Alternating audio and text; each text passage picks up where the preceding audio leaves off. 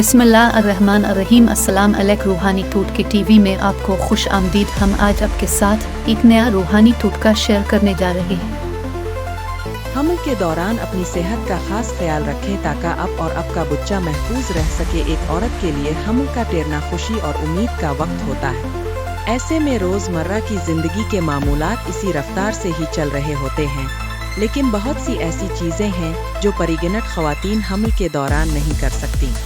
इसलिए रोजमर्रा जिंदगी में चंद तब्दीलियां करने की जरूरत है ताकि बच्चे और माँ की सेहत पर किसी भी तरह से समझौता ना हो। हमल के पहले 4 महीने नाजुक होते हैं, इसलिए इस दौरान इंतहाई एहतियात बरतनी चाहिए, क्योंकि इसमें हमल के ज़ाय होने के इम्कानात भी बहुत ज़्यादा होते हैं। इस बलाग में अब से शेयर करेंगे वो खतरात जिनसे हर औरत को हमल के दौरान परहेज करना चाहिए। हमल के दौरान नौज़ायदा की नशोनुमा। माँ के रहम में पलने वाले नौज़ायदा को बढ़ने और नशोनुमा के लिए ग़िज़ाई अज्जा की ज़रूरत होती है। ये माँ की खुराक से हासिल होता है। यही वजह है कि इस दौरान एक अच्छी सेहत बख्श और मुतवाज़िन खुराक खानी ज़रूरी होती है। सेहतमंद और ग़िज़ाइयत से भरपूर खुराक पर तवज्जो देने के अलावा नौज़ायदा की नशोनुमा आसानी से होती है। खुराक को विटामिन्स और प्रोटीन से भरपूर होने की ज़रूरत है ताकि ये खून के बनने में मुआविन हो। 2 हमल के दौरान परहेज करने वाली अशिया। हमल के दौरान ये ज़रूरी है कि घर में पके हुए खानों का ज़्यादा से ज़्यादा इस्तेमाल किया जाए जो ताज़ा और ग़िज़ाइयत से भरपूर हों, और जंक और प्रोसेस्ड फूड्स के इस्तेमाल को कम करें जिनमें कैलोरीज ज़्यादा होती है और कोई ग़िज़ाइयत फराहम नहीं करते हैं। यहाँ चंद चीज़ें हैं जिनसे औरत की हमल के दौरान परहेज करना चाहिए।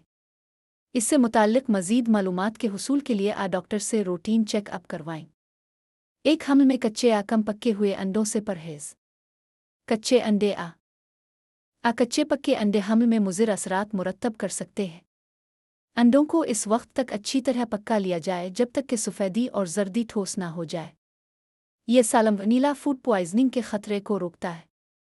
ऐसी ग़िज़ाएँ ना खाएं जिनमें कच्चे और कम पके हुए अंडे हों, जैसे घर में तैयार करदा मायोनीज़। फटे हुए गंदे अंडे इस्तेमाल ना करें। 2 हमल में कच्चा कम पका हुए गोश्त से परहेज। तमाम गोश्त और मुर्गी को अच्छी तरह पकाएं ताकि ये गर्म हो और गुलाबी खून का निशान ना हो। पुराना गोश्त ना खाएं। टॉक्सोप्लाज्मोसिस एक इन्फेक्शन है जो एक जोसोमे की वजह से होता है, जो गोश्त, मिट्टी, बलि के पाखाना और गैर फिल्टर शुदा पानी में पाया जा सकता है।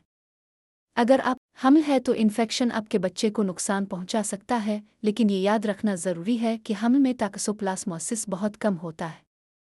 अगर आपको लगता है कि आपको इस बीमारी का खतरा लाहिक हो सकता है तो माहिर अमराज निस्वां से बात करें। अगर आप हमला होने के दौरान मुतासिर होती हैं तो टॉक्सोप्लाज्मोसिस का इलाज दस्तयाब है। कच्चा गोश्त तैयार करने के बाद तमाम सतहों और बर्तनों को अच्छी तरह धो लें। कच्चे गोश्त को छूने संभालने के बाद अपने हाथों को धोना और खुश्क करना भी ज़रूरी है। इससे नुकसानदेह कीड़े जैसे साल्मोनेला, कैम्पलोबैक्टर और इकोली के फैलाव से बचने में मदद मिलेगी, जो फूड पॉइजनिंग का सबब बन सकते हैं। फूड पॉइजनिंग की अलामात की सूरत में डॉक्टर से फ़ौरन रुजू करें। उसके इलाज में ताख़ीर अलामात को बदतर बना सकती है।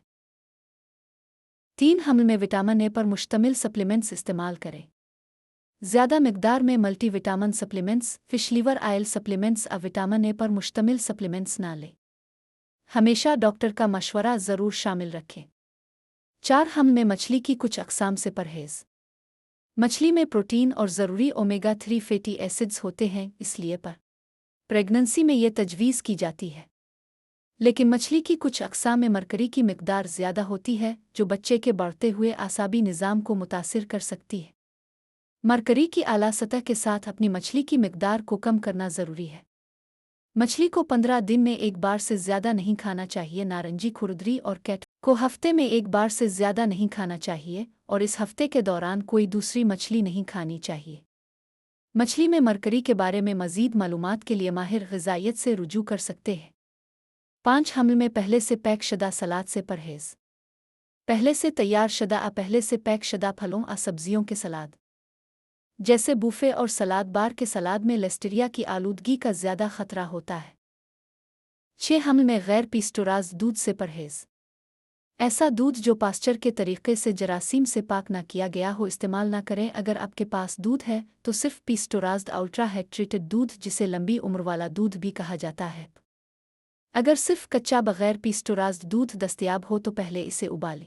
बगैर पेस्टोराइज्ड बिक्री या भेड़ का दूध ना पिएं और उनसे बनी हुई चीज़ें ना खाएं, जैसे बिक्री के दूध का नरम पनीर वगैरह। बच्चे की विलादत से पहले सेहतबख्श ग़िज़ाई चार्ट के हुसूल के लिए माहिर डाइटिशियन से राब्ता करें। हमल में ज़्यादा कैफ़ीन से परहेज़। कैफ़ीन की ज़्यादा मिकदार हमल के ज़ाय होने, कम पैदाइशी वज़न और मुश्किल का सामना करने के ख़तरे को बढ़ा सकती है। कैफ़ीन कुदरती तौर पर काफ़ी चाय और चॉकलेट जैसी बहुत सी खानों में पाई जाती है और इसे कुछ सॉफ्ट ड्रिंक्स और एनर्जी ड्रिंक्स में शामिल किया जाता है।